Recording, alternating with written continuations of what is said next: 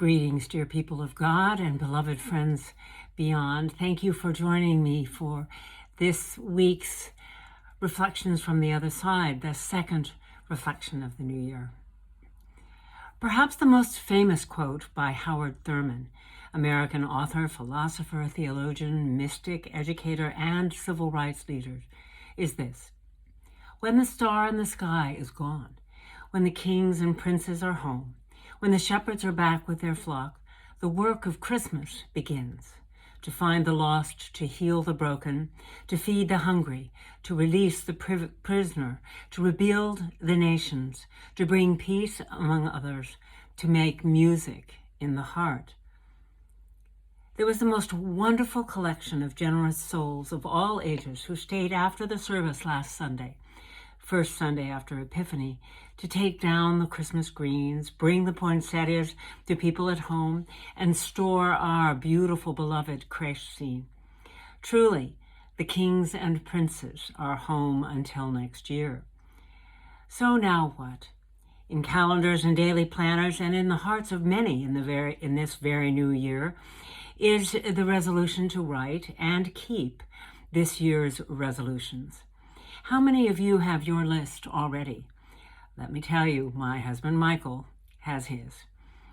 In the seasons of the church year, we find ourselves in Epiphany, the season that spotlights the reality of the Incarnation. Though the season after Epiphany is one of two periods in the church calendar known as ordinary time, there is nothing ordinary, unimportant, or boring about it.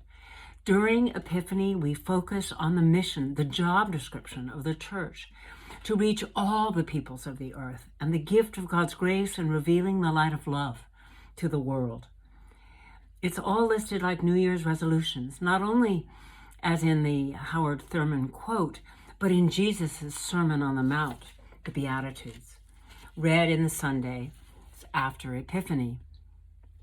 You can take that list and refer to it all year round. You can also Google what's called the reverse prayer of St. Francis that begins with, "Lord, make me a channel of your disturbance," rather than, "Lord, make me an instrument of your peace." Print it and put it on your refrigerator and refer to it on a daily basis. Here it is. "Lord, make me a channel of your disturbance. Where there is apathy, let me provoke. Where there is silence, may I be a voice. Where there is too much comfort and too little action, grant disruption. Where there are doors closed and hearts locked, grant me the willingness to listen. When laws dictate and pain is overlooked, grant me the willingness to listen. When tradition speaks louder than need, grant me the willingness to listen. Disturb us, O Lord, teach us to be radical.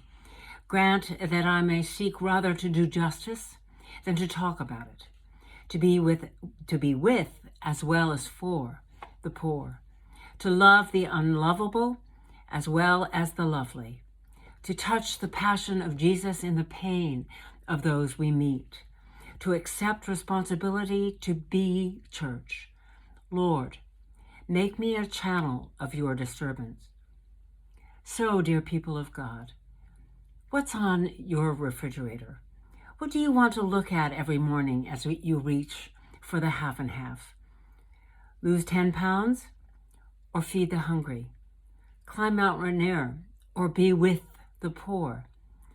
Be promoted or be the church? Amen.